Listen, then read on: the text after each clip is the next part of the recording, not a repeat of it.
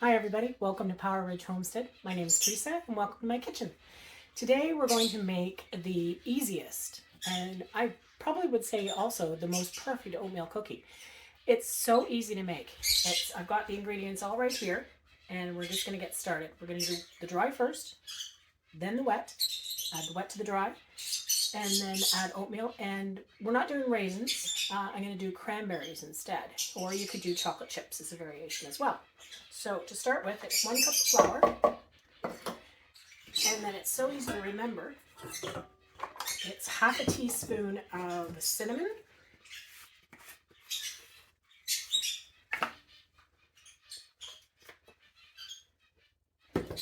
half a teaspoon of baking soda. I love when recipes are all the same. Half a teaspoon of baking powder.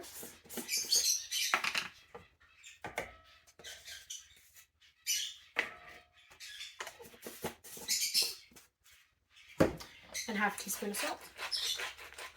Give that a mix, and then we're going to start on the dry ingredients. So we just want to mix it all up, make sure everything is combined.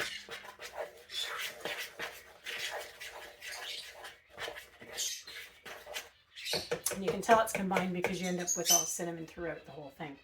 So just put that aside, balance, and then we're going to start on our wet ingredients and our sugar. So I have 3/4 cup of sugar, packed brown. Then we're going to do 2 large eggs. These came from my chickens. 1 egg and 1 yolk. So I'm just going to separate this.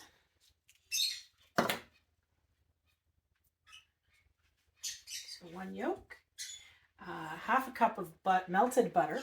You want to make sure that the butter is not hot when you're putting it in with your eggs, and because you don't want to scramble your eggs.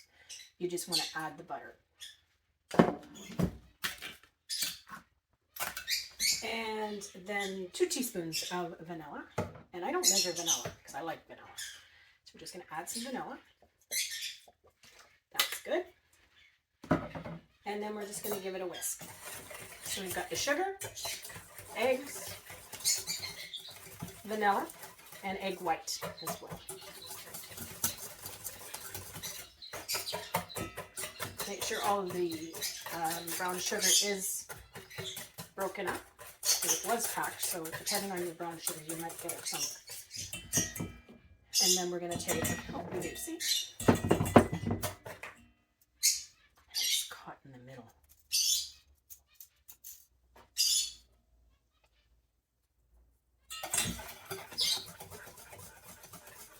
Mix that all up nice.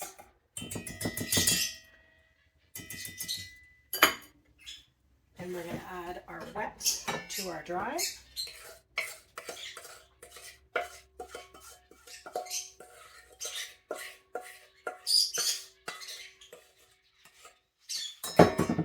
Mix that all in together.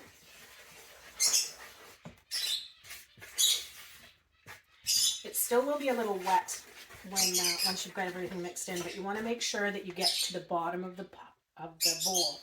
So you want to get all the flour turned in. You don't want any just raw flour sitting out. Get it all mixed in there, nice.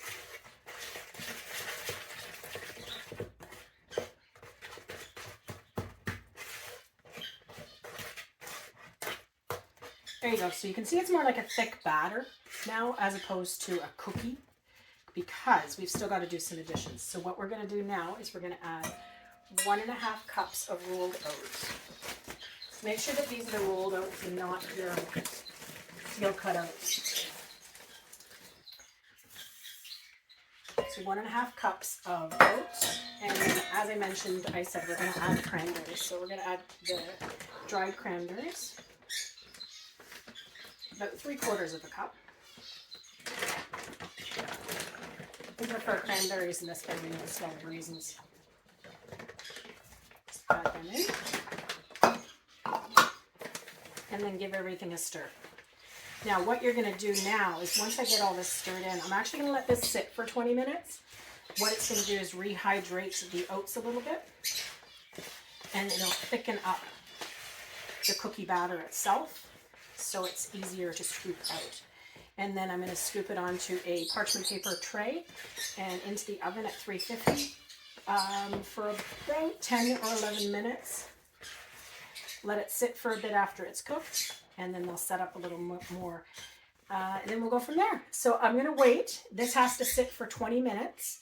Then I'm going to set the oven now, preheat it, so that in 20 minutes it's all going to be ready. And we'll be back then. Hey everybody, welcome back. So we've got the, as you can see, much harder batter here. So what we're doing is we're just taking a scoop. This is about a tablespoon, and we're just going to pop it on the pan. I put some parchment paper down. This makes approximately 20 to 24, depending on how wet you have it a little bit or how much flour and oatmeal that you've actually added. These spread out fabulously, and they're so chewy. I love these cookies. So we're just going to throw these on the pan. And you can use a spoon if you don't have a scoop, of course. And again, once these are in the oven, it's about 10 to 11 minutes, and then leave them on the pan for them to cool down for about 5-6 minutes, and then you can put them away. I'm going to put some of these in the freezer once they do cool off, because I've made a batch already yesterday, so we've got lots of cookies in the house right now. We don't normally have cookies in the house because we eat them all the time. And I'm sure you guys find the same thing. Cookies don't last in the house. So got Easter coming, so I want to make sure I do actually have some cookies around, so if anyone does come over, then we've got a special treat for them. Everybody loves homemade cookies. And again, see how easy these are? Done and done. So we've got, let's see, we got 3, 6, 9, 12, 15, 18, 21, 22,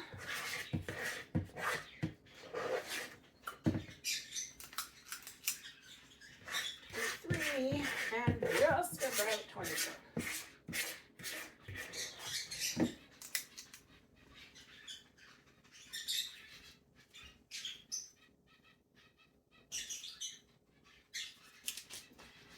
So there we go. I'll get these in the oven. I'll get them, my kitchen cleaned up, and then I'll show you the end results. Hey folks, there we go. So oatmeal cookies are ready.